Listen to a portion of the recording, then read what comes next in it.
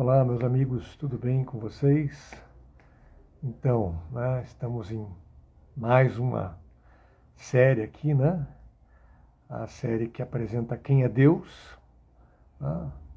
Ah, e nesse movimento, né, de apresentar quem é Deus, nós nos valemos lá do Salmo 116, 5, né? Onde está escrito que o Senhor é misericordioso, justo, nosso Deus é compassivo, né? Então, essas três principais características de Deus, né? Deus, ele é misericórdia, Deus, ele é justiça e Deus, ele é compaixão. Na nossa postagem anterior, eu falei sobre a misericórdia, né? O porquê que Deus é misericórdia, primeiramente, né? Essa capacidade que nós temos de nos conectar com o coração dos outros, com aqueles que passam por dificuldades, por sofrimento, né? A palavra miséria foi muito deturpada, né, na nossa sociedade, né? Principalmente uma sociedade que busca sempre, de maneira quase que patológica, né, fugir do sofrimento, né? Essa palavra miséria acabou sendo deturpada e Deus é aquele que vem a se comiserar com o próximo, né? Dentro de uma visão de participar do sofrimento do outro, né? Essa é uma das principais características do nosso Deus. Quem quiser acompanhar a série, tem aqui a postagem, é só ver aqui no meu feed, aqui o anterior, né? E essa é a segunda da série, terá uma terceira ainda que falará sobre a compaixão. Esta segunda vem dizer sobre o porquê que Deus é justiça, né? Então, essa então é uma, digamos assim, uma característica de Deus muito mais, às vezes até meio, esse Deus, né? Justiça já implica ira, ira já implica o inferno, e assim as coisas vão caminhando e vão se deturpando, quando na verdade nada tem a ver com isso nesse aspecto. Justiça é uma das bondades de Deus para com os homens, né? Para aqueles que estudam o direito, né? Como meu filho estuda, por exemplo, a justiça tem a ver primeiramente com aqueles direitos basilares da vida, né? Deus lá no Gênesis de 1 a 3, ele vai apresentar exatamente a base, né? Principalmente de 1 a 2, né? Pois a 3 já começa a vir o pecado, mas, enfim, até então, Deus apresenta, né, a base da vida, né? O direito à vida, o direito a você constituir uma família, o direito a você ser produtivo, o direito a você ter alegria com as coisas que você produz, com as coisas da tua boa convivência, da tua paz de espírito, né? O reino de Deus, né, é descrito por Paulo lindamente como justiça, e por justiça temos paz, e por paz temos alegria no Espírito Santo. Então a justiça, ela é um elemento promotor da alegria do Espírito Santo, da paz e da alegria do Espírito Santo, através de direitos basilares, né? Certo? Como eu já descrevi aqui. Né? E então Deus, ele é justiça, ele é a própria justiça. Uma vida com Deus é uma vida de pleno conhecimento do que é a verdadeira alegria, do que é o verdadeiro prazer, né? E uma vida sem Deus é exatamente o contrário, né? Então, Deus é justiça exatamente para a gente poder entender o que é bom para nós, né? Ter uma boa vida, uma vida plena, uma vida produtiva, uma vida em família, em convívio, em harmonia, em paz, né? Isto é justiça, né? Isso é uma vida justa, né? Quem não quer ter uma vida dessas, não é mesmo? Mas, infelizmente, a vida humana foi contaminada pela desobediência, né? E na contaminação pela desobediência veio, né, veio todos os males, ou todas as espécies de males que possam existir. Assim como Deus propiciou na sua justiça todas as espécies de bens que poderiam existir, daquilo que é bom, né?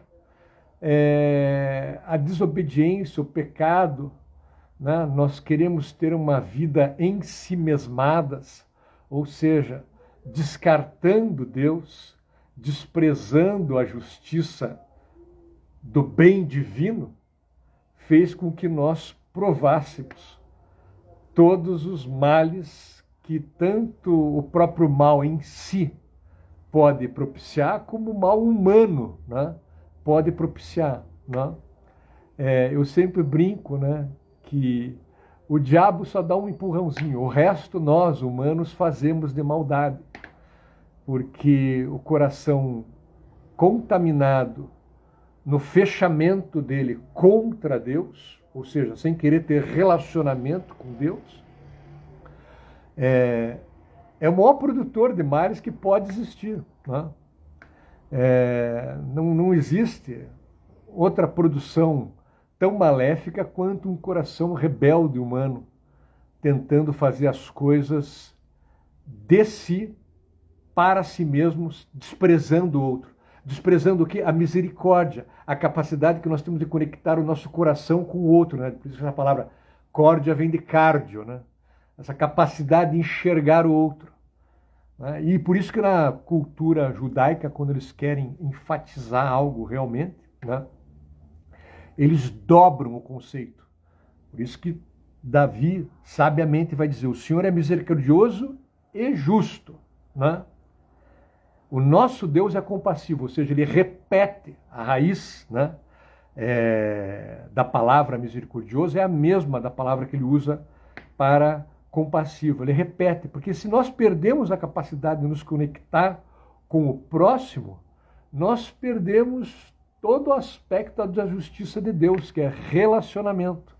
Por isso que Deus escolheu não ser um só, ele escolheu ser três: Deus Pai, Deus Filho e Deus Espírito Santo. Até na sua essência ele é relacionamento. E que maior alegria que nós estarmos fazendo o bem para o próximo. Né? Então, a lei de Deus é o amor ao próximo, como Jesus vai resumir depois.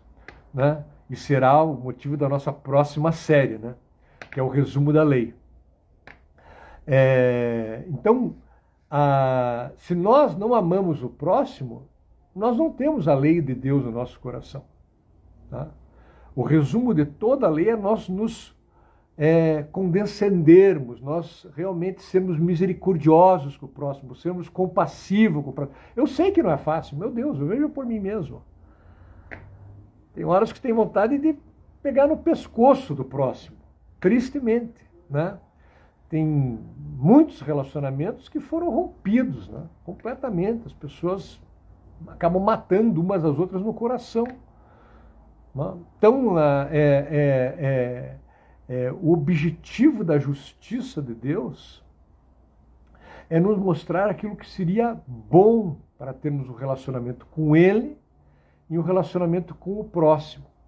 Se perdemos o relacionamento com Deus e perdemos o relacionamento com o próximo, nós viramos um ente perdido, que nem lá C.S. Lewis vai dizer lá no Grande Abismo, no livro dele, né, aquela pessoa que vive em completo ostracismo, em completa isolação, ou numa vida só de aparência, que não consegue se ligar intimamente com o outro.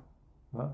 Então a justiça de Deus é uma justiça que mostra o que é bom para nós, para sermos produtivos, nós em sociedade, com os outros. Né? É uma vida societária, né? Uma vida de compartilhar, de dividir, de se abrir, de estar às vezes até vulnerável, né, ao próximo. Então, o resumo de toda a justiça de Deus é amar ao próximo. No mais, o que excede a isso é fruto do pecado. Tá? Quem que transformou a justiça em lei? Foi o pecado. Né? Até comentei com meu filho, né? Quem positivou a lei foi o pecado. Né? Aí precisou ser produzida uma lei, né?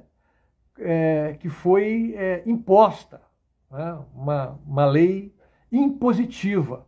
Né? Não matarás, não adulterarás, não roubarás, não cobiçarás, não mentirás. Né? Isso é uma tentativa de criar justiça, mas nunca conseguimos, como diz Paulo, nunca conseguimos ser justificados pela lei, porque sempre nós vamos pecar, nós vamos errar em alguma dessas atribuições. Quem consegue ser perfeito? Me diga. Né? Quem consegue condenar um pecador que atire a primeira pedra, como disse Jesus Cristo? Né? Ninguém consegue. Então, portanto, nós agora, no mundo de pecado, somos justificados pela fé em Jesus Cristo. Qual é a fé em Jesus Cristo? A fé que Jesus, né, através do Espírito Santo, através do batismo verdadeiro, que é o batismo do Espírito Santo, e aqui não estou falando em nada disso que é pregado nas muitas igrejas, como em falar em línguas ou qualquer outra dessas distorções do que é o verdadeiro batismo do Espírito Santo. O verdadeiro batismo do Espírito Santo está lá. Né? Quando Jesus fala em Mateus 4, né? Arrependei-vos. Né? O verdadeiro batizado no Espírito Santo é aquela pessoa arrependida do mal que ela fez. E usualmente ela fez o mal contra Deus e contra o próximo, como diz Davi lá no Salmo 51. Né? Sempre falhamos naquilo que Deus nos projetou para sermos e nessa falha ferimos os outros. Então, o arrependimento, esse sim, né, é a verdadeira dádiva do Espírito Santo para aqueles que continuam crendo que Jesus pode corrigir o nosso coração. Então, a minha caminhada é ter fé que Jesus, através do Espírito Santo, que é o verdadeiro arrependimento, né, qual que é o efeito da ação do Espírito Santo? Eu estar arrependido do mal que eu fiz, né? Eu buscar ser santo, que não é ser perfeito, e sim focar naquilo que é justo e certo aos olhos de Deus e procurar fazer aquela correção no meu caráter, na minha personalidade, e se eu ferir o outro, fazer a reparação, como fez Zaqueu. Né? Por isso que Jesus, ainda antes de morrer na cruz, falou para Zaqueu, olha, a salvação já entrou na tua vida, já. Porque Zaqueu se arrependeu, batismo com o Espírito Santo, né? O verdadeiro sinal de que o Espírito Santo está ali, né? Certo? Que o batismo, a palavra batizo, né? A palavra do grego, né? Exatamente quando eu venho e me, digamos assim, me envolvo naquela atmosfera, né? Por isso o símbolo da água, quando ela se envolve e renasce. Né? Então, neste movimento que eu me arrependo daquilo que eu fiz na minha vida, como Zaqueu fez, eu não só creio que Jesus é o caminho, me mostra o caminho, porque Ele é o caminho, né? Da verdade, da vida, né? Como eu também reparo ainda, né? Tem ainda um movimento de reparação, pouquíssimamente falado nas igrejas, né? Jesus ainda fala assim, se você está levando a tua oferta para o altar, você está querendo ter religiosidade com Deus, você está querendo fazer alguma coisa que vai agradar a Deus, larga a sua oferta, larga toda essa baboseira aí e corre lá corrigir com o teu irmão que você feriu no coração. Corre lá antes que os aguilhões da justiça, né?